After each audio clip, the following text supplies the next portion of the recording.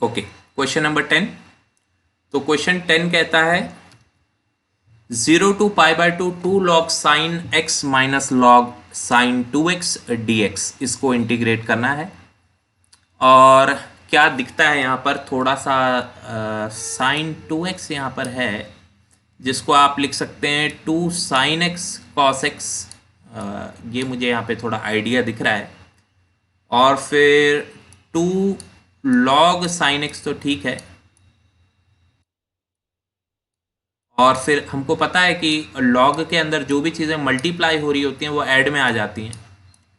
तो log 2 plus log sign x plus log cos x। तो I hope यहाँ तक किसी को प्रॉब्लम नहीं है, तो बोलिए जल्दी से। इतना तो बड़ा यूजुअली दिख रहा है, नॉर्मली दिख रहा है कि log 2 sine x cos x हो जाएगा और फिर log 2 plus log sine plus log cos x हो जाएगा। इतने में तो कुछ प्रॉब्लम मुझे दिखती नहीं है। फिर इसके बाद 2 log साइन x में से माइनस करेंगे 1 log साइन x, तो हमारे पास बचेगा 1 log साइन x। और फिर माइनस यहाँ पे log 2 और फिर माइनस लॉग कॉस। तो इतने तक भी कोई मुझको दिक्कत दिखती नहीं है, इतने तक तो हमको समझ आना चाहिए। ठीक है, तो हम कहाँ तक पहुँच गए थे? हमने साइन 2x को लिखा 2 साइन x कॉस x, फिर इसको ऐसे ऐसे लिख दिया, फिर लॉग साइन x से 1 लॉग साइन x कट गया तो 1 लॉग साइन x बच गया, माइनस लॉग कॉस x बच गया, माइनस लॉग 2 बच गया। यहाँ तक हमको आ गया। अब इसके आगे क्या करना है, थोड़ा सा दिमाग लगाते हैं, देखते हैं क्या कर सकते हैं। तो हमारे पास 3 टर्म्स है इंटीग्रेट करने को, और मुझे इसका तो आता है log 2 का log 2 इंटू एक्स होता है, तो ये मेरे लिए प्रॉब्लम नहीं है। मेरे लिए प्रॉब्लम है ये दोनों। ठीक है, क्या करेंगे इसका देखते हैं। तो मैं क्या कर रहा हूँ, मैं जो ये फर्स्ट टर्म है, ये जो फर्स्ट टर्म है पे मैं प्रॉपर्टी लगा दूंगा। अब आप कहेंगे सर ऐसे भी हो सकता है कि एक टर्म पे प्रॉपर्टी लगा दी और एक पे नहीं लगाई। ऐसा हो सकता है अगर आप इन तीनों को अलग अलग कर दें। ठीक है, तो मैं क्या करूंगा, मैं लिखूंगा यहाँ पे देखिए 0 to π/2 log sine x dx। अब इसमें कोई प्रॉब्लम नहीं है, तीनों अलग अलग कर दिए। 0 to π/2 log cos x और log 2 का integration log 2 into x 0 to π/2, उसको छोड़ो, वो तो हो ही जाएगा। वो तो करना ही है, मतलब साइड में लिख दीजिएगा उसको। इसमें प्रॉपर्टी लगा रहे हैं हम 0 to π/2 वाली, पहली वाली टर्म में। तो क्या होगा, होगा ये कि साइन x की जगह मैं लिखूंगा साइन 90 माइनस एक्स, और जब इसमें मैं साइन x की जगह लिखूंगा साइन 90 माइनस एक्स, तो बन जाएगा cos x। और ये log cos x इस वाले log cos x को काट देगा।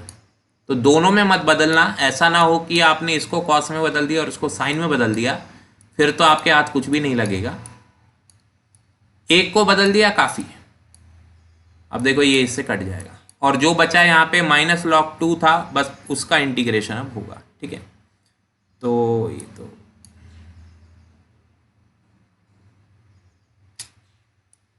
नहीं किस तरीके से किया हुआ है, मैं ही कर देता हूँ।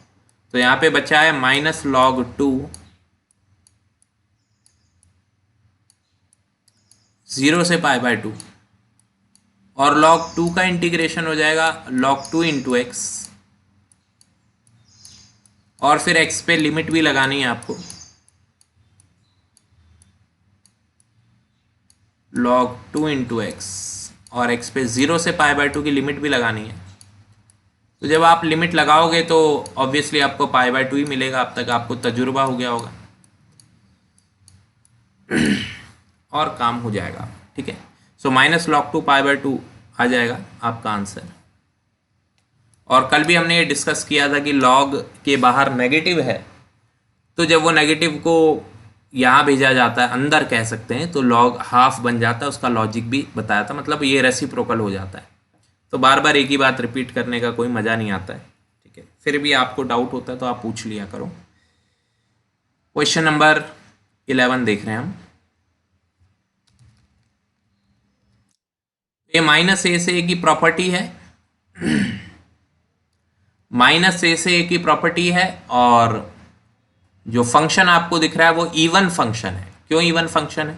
इधर x की जगह अगर माइनस एक्स पुट कर भी दिया तो ये बनेगा माइनस साइन एक्स का होल स्क्वायर, और माइनस साइन एक्स का होल स्क्वायर तो साइन स्क्वायर एक्स ही होता है, यानी x की जगह माइनस एक्स पुट करने पर भी फंक्शन में कोई भी फर्क नहीं आया, फंक्शन सेम है। तो जब ये इवन फंक्शन होता है तो इसका आंसर होता है 2 0 to a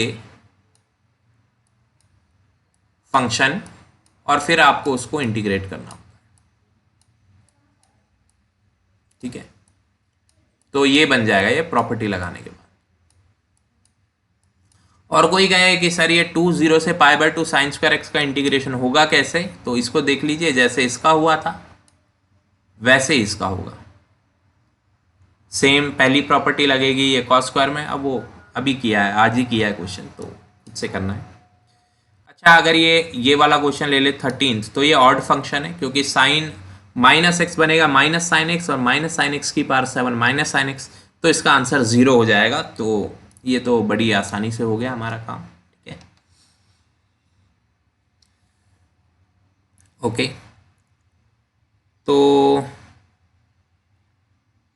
अब हम करते हैं क्वेश्चन नंबर 12। ओके, अभी तक कोई कुछ पूछना है, कुछ चीज़ दोबारा करानी है तो एक बार बता दीजिए, दोबारा बता देते हैं। Sir question 11। क्वेश्चन 11, हाँ बोलो क्या डाउट है इसमें? लगाने का समझ नहीं आ रहा सर, जब 0 to π/2 होता है तो उसके अंदर क्या करना है फिर? इसमें क्या किया था भाई, इसमें क्या किया था वो बताओ। आज ही किया है ना? कैसे किया था ये क्वेश्चन?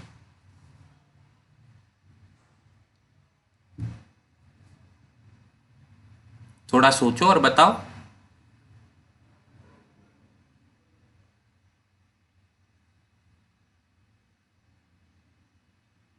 नहीं आ रहा यार?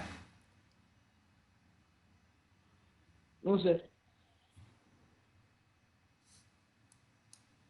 दिखा देते हैं, लिखने में तो टाइम लगेगा।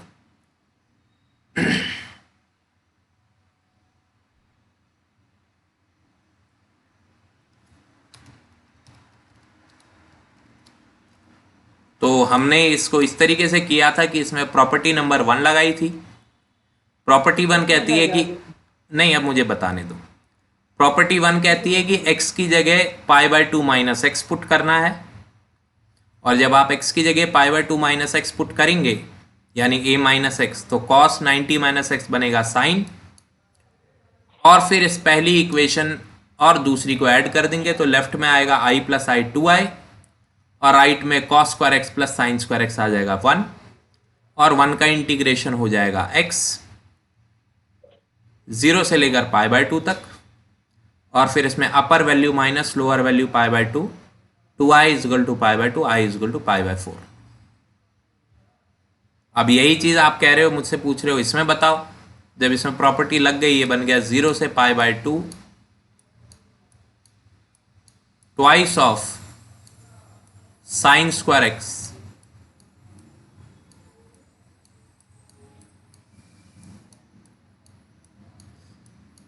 तो अब इसमें फर्स्ट प्रॉपर्टी लगेगी तो x की जगह आप लिखेंगे 90 माइनस एक्स, 90 माइनस एक्स लिखेंगे तो बन जाएगा cos,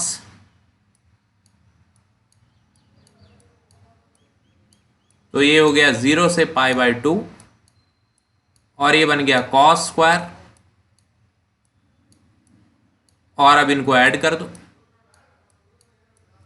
इसको और इसको ऐड कर दो, तो राइट साइड में 1 बन जाएगा, लेफ्ट साइड में 2i, और राइट साइड में 2 sine square plus 2 cos square में 2 कॉमन लेंगे, sine square plus cos square 1 बन जाएगा। तो राइट साइड में बेसिकली 2 और 1 का इंटीग्रेशन रहेगा, 0 से π/2, लेफ्ट साइड में 2i रहेगा, दोनों तरफ 2 से 2 कैंसिल हो जाएगा, 1 का इंटीग्रेशन, कोई 4 मत कर देना इसको, 2 sin square plus 2 cos square में 2 कॉमन लोगे, sin square plus cos square 1 ऐसे रहेगा। अब 1 का इंटीग्रेशन x होगा और फिर वो आंसर आ जाएगा। कौन सा क्वेश्चन था? 11वां। ठीक है, यहाँ पे तो इसने प्रॉपर्टी लगाई नहीं, ये भी मैंने टेक्निक बताई थी आज ही की क्लास में सुबह कि ऐसे भी कर सकते हैं, वो आपकी पर्सनल चॉइस है, पर हम प्रॉपर्टी सीख रहे हैं तो मैं चाहता हूँ आप प्रॉपर्टी सारी सीख जाएं ढंग से। ओके, आई गेस इतना ही आज के लिए काफ़ी है, इतना आप रिवाइज कर लीजिए क्वेश्चन नंबर 11 तक।